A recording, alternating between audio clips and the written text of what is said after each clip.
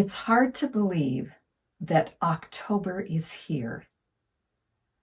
And I want to start looking at my goals and plans for 2025.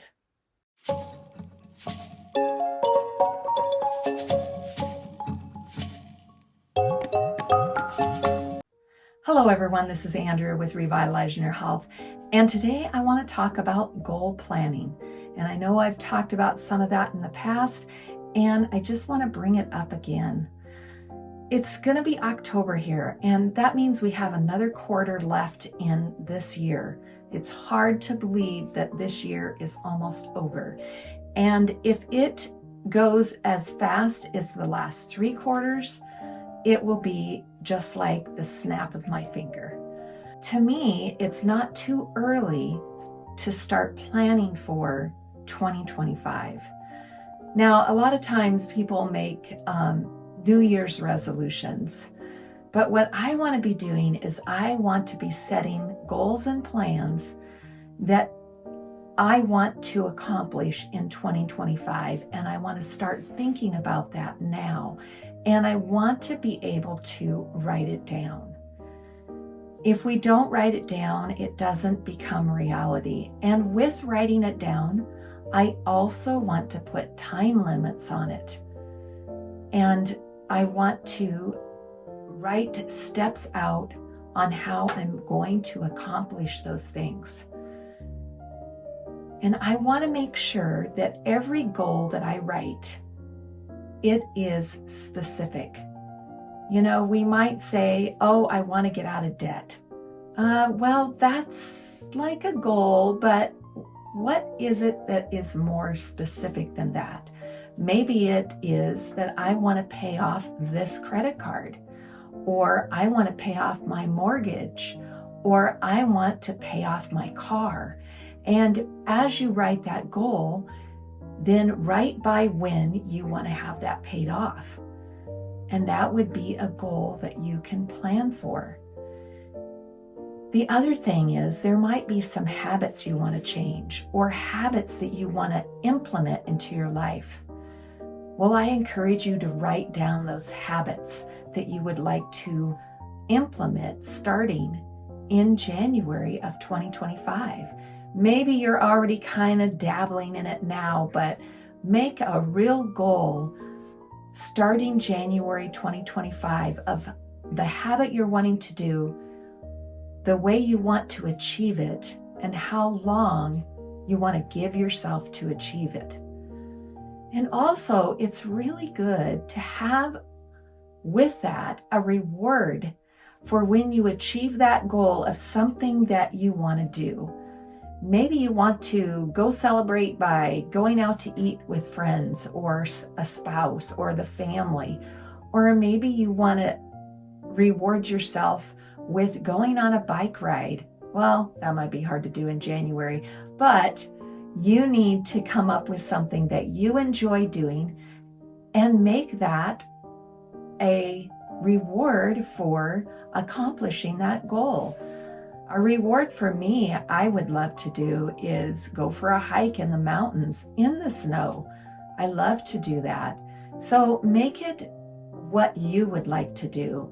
That way it gives you a little boost to get that goal done and achieve it in the time limit that you've given it so that you can have that reward. Now, right now I have a morning and evening routine. And I want to still implement that in the next year, in 2025. And I'm going to also write down what those are and maybe add a few that I want to achieve within 2025 as well on that morning and that evening routine. Those are important to have. And also, to write down the amount of time it's going to take for each one of those routines before you go to bed or when you get up in the morning, because sometimes we don't think about the time it's going to take, and we kind of have written down or thought out what we want for our morning routine, but then we run out of time when we have to leave for work or whatever it is we need to do next. and something gets left out.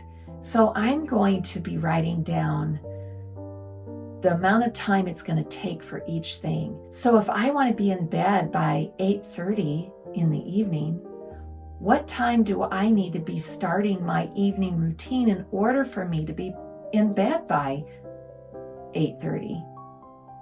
I can think that 30 minutes is enough, but really is it? I found right now that I'm not always in bed when I want to be because my routine is taking me a little bit longer than I thought. So writing those times down and seeing how long I need, that is another thing that I'm going to be doing for 2025 so that I can be precise on my evening and morning routines, and I can get that habit built in and have it go smoothly. The other thing is there may be some habits that you want to implement into your life, or maybe it's something you want to get rid of. I would write that down as a goal. And I'm going to write down an exercise goal, and that is a health habit that I really want to achieve. And I do exercise, but I want to make a definite goal of how many times a week I'm going to do a certain kind of exercise, and also how much time I'm going to spend doing that. And part of that will be within my morning routine as well. And I want to make sure I can get that into my daily habits and be really firm on it, because exercise is so important. And along with that, deep breathing. So those are a couple things habit-wise that I want to make sure that I have in every morning. And I want to make sure that I have the time for it, and I'm calculating it in to my morning. I have other goals and habits that I want to implement as well. And now is the time. So I would encourage you, even though we're just entering October, to get those goals laid out, to have your plan, to have your steps in line, because the 3 months ahead of us is going to go so quickly that they will be gone before we know it, and January 1st will be here.